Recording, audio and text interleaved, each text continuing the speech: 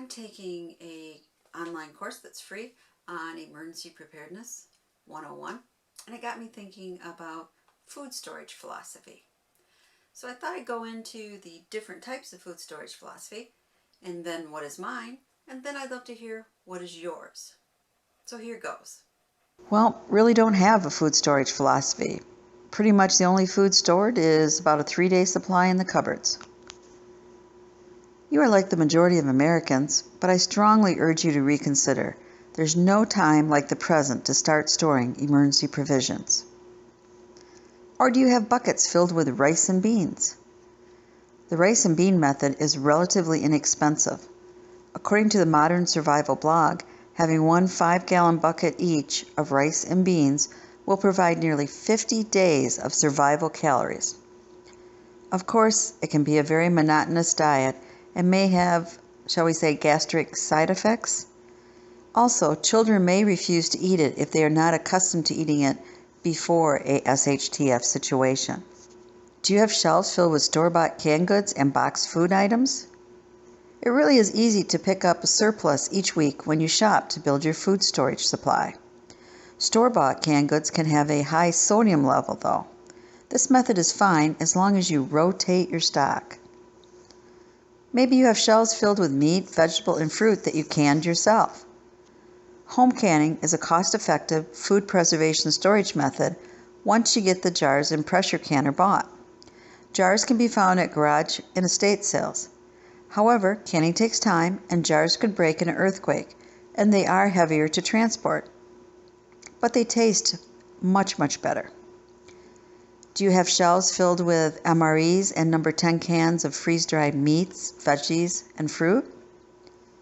Freeze-dried fruit is lightweight, takes up less shelf space, has a long shelf life, and could be easily transported in a bug-out situation. However, it is expensive and is not as tasty as home canned food. MREs are another option. They are great for a grab-and-go situation. They are relatively expensive and may not be as tasty as other options. Do you raise your own livestock and have a garden large enough to provide for your family? Wonderful. If you do have your own livestock, such as chicken, rabbits, quails, ducks, cows, etc., do you have a way to replenish feed if you can't get to the feed store? Do you grow heirloom vegetables and collect the seeds for next year's garden? Or do you plan on being a marauder and store only guns and ammo and plan on raiding others for their food supply? All I can say is shame on you. We are not talking about a video game where you get extra lives. Unless you're in a well-organized, well-armed gang or group, chances are you will be shot and bleed out on someone's doorstep, which is exactly what you deserve. Here's the lessons I have learned over the years of storing food. Lesson number 1. Don't store what you aren't going to eat. In the beginning, I think I was kind of in panic mode, gotta go out, I gotta buy everything right away. What if something happens tomorrow? I won't be prepared. So I bought things like Spam, which we generally never eat, those little canned Dak hams, a lot of soups and Dinty Moore stews and things like that. And this is not the normal food we eat. And my kids, instead of grabbing a can of Campbell chicken noodle soup, they wanted Mom's home canned chicken soup. And who can blame them? Because this tastes a lot better. So what happened? Well, over the years I found out I had a lot of stock that was very expired. I did not use it, and I did not catch it in time, so I could donate it to a food pantry. So number 1, store what you eat, and eat what you store.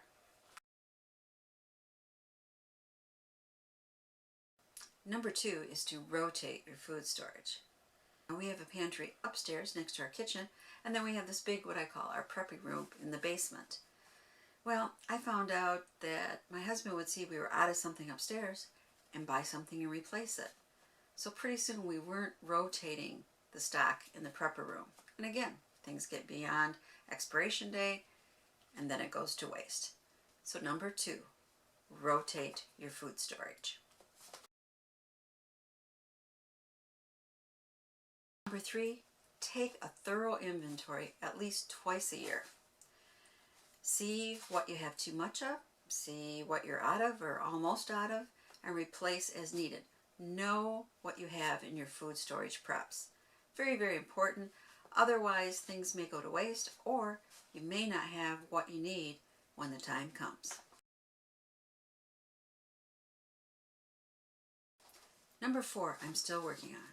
Remember that you may need more food stored than you usually use. And what do I mean by that? Well, my husband is on the road a lot for his job. My youngest son eats out a lot, and sometimes I don't take a lunch. I eat out with people at work too.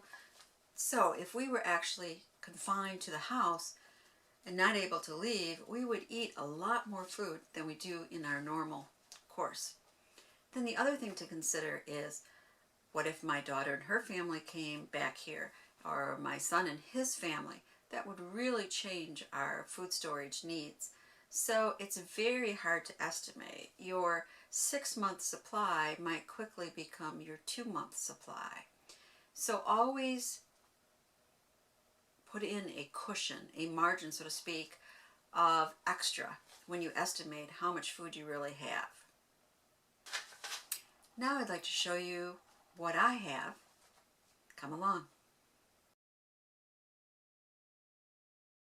Again, I'm hand holding the camera, so I apologize for the shakiness.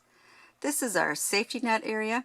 It's where we keep the mountain house and other freeze-dried fruit. We have various meats and entrees. You can see down here we have more. And some freeze-dried veggies. And at the very bottom, I have LDS cases of flour, potato flakes, spaghetti bites, apple slices, and macaroni, and I'm not sure, I forgot what the other one is. I would love to have more of the safety net food. However, it's very expensive. So it has to be a good sale, at least 50% off, or I don't buy it. The other part of our safety net are our buckets of legumes, beans, rice, and salt. I do rotate the beans and the salt, and sometimes the rice, but most of this is just in case. So I consider this part of our safety net also. As for sustainable food, we have 6 hens that supply us with eggs all year long.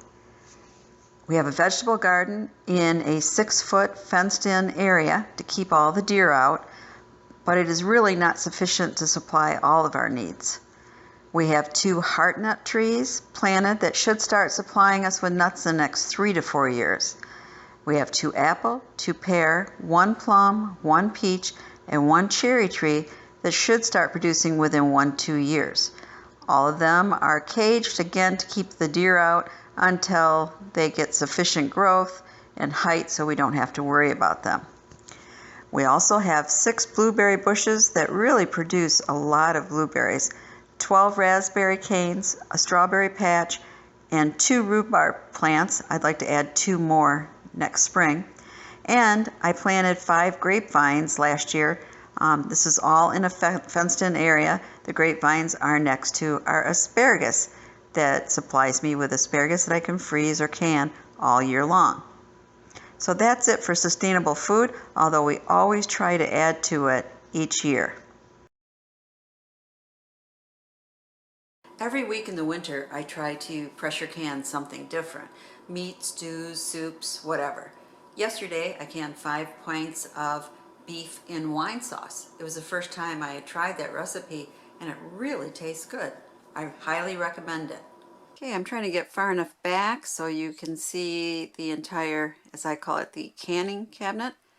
And this is for, really it's our first stage. It's for convenience and everyday eating, and that is our home canned goods. Let me get a little closer. On the top shelf we have home canned chicken meat, meatballs, sausage patties, more meatballs, pulled pork, and there's beef back behind there, you can't see it.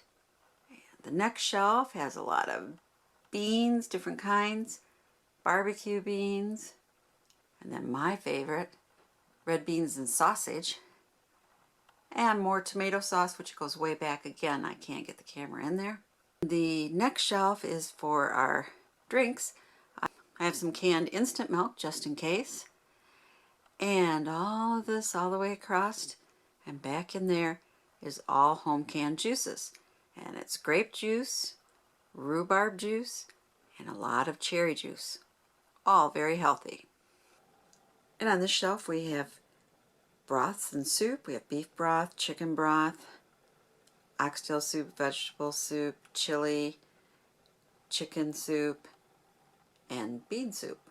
And I think bean soup is my favorite for canned soup. It really retains the taste of fresh. Bottom shelf has tomato sauces such as spaghetti sauce, sloppy joe sauce, taco sauce, etc. And then fresh peaches that were canned. These are Michigan peaches. They are delicious.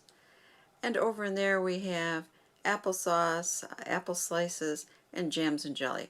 We really do not eat too much jams and jelly. I also am trying to dehydrate something every weekend. Yesterday I dehydrated, this is rutabaga, and these are beets. And I think we have more rutabaga down here.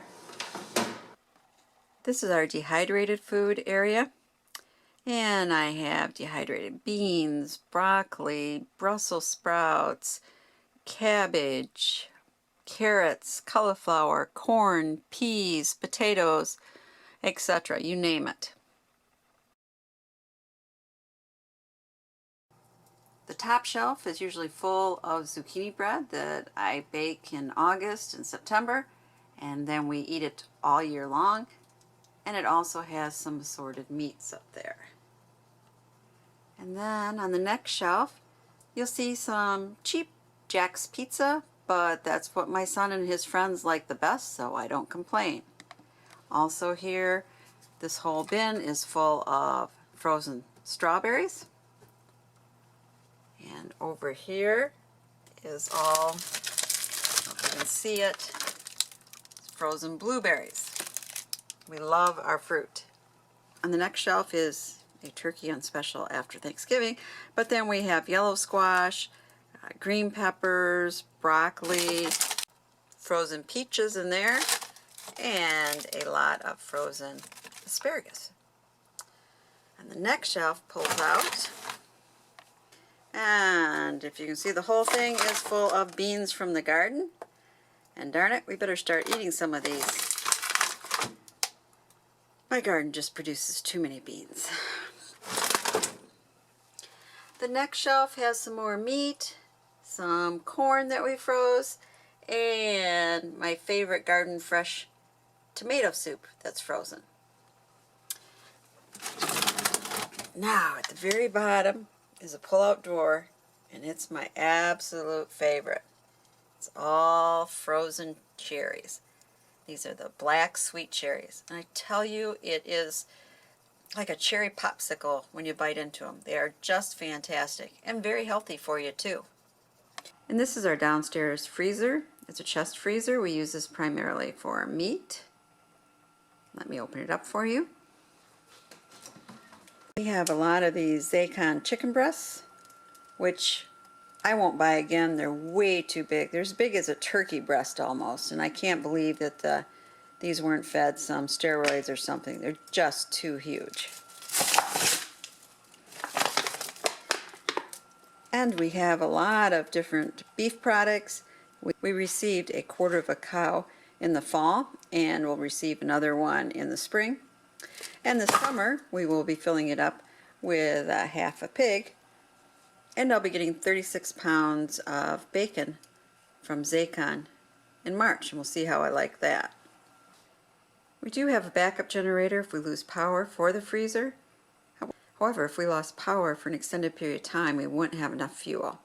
In that case, I guess we would try using the propane cooker to can, which is something I've never done, or have an entire neighborhood carnivore fest where we chow down on all the meat in our freezer. Okay, we're going to go into our upstairs pantry, and it's right off the kitchen. You're going to have to bear with me because I'm hand holding the camera. There's not room for a tripod in here. So if we go straight back, we have a cabinet up above, has all baking supplies in it. And then we have the mixer, food processor, the bread maker, and my favorite, the food saver. And then underneath that is a lot of drawers, and we have everything in it from spices, noodles and pasta, rice and grains, tea, storage bags, beans, dry mixes, etc. Really comes in handy. And over here, we have a lot of shelves. And again, this is our everyday need, as you can see. And to the right of that same cabinet, we have more built-in shelves. And we have a lot of dry mixes and pasta, baking goods on these shelves. And then over here, which takes up a lot of room, is the largest upright freezer we could find. Now you see what I have on my food storage preps. I'm always working on expanding it and refining it. And it is a potpourri of different things. I have the freeze-dried food. I have the beans and rice in buckets. I have my home canned goods. I have my dehydrated goods. And I do have some store-bought goods. And then I have more of my self-sustaining garden and chickens and things of that nature. So anyway, this is what I have. I would love to hear what you have. So please comment below or do a response video. This is Prepper Potpourri saying we're all in this together. Please subscribe and share the knowledge. And thank you so much for watching. Thumbs up if you like this video.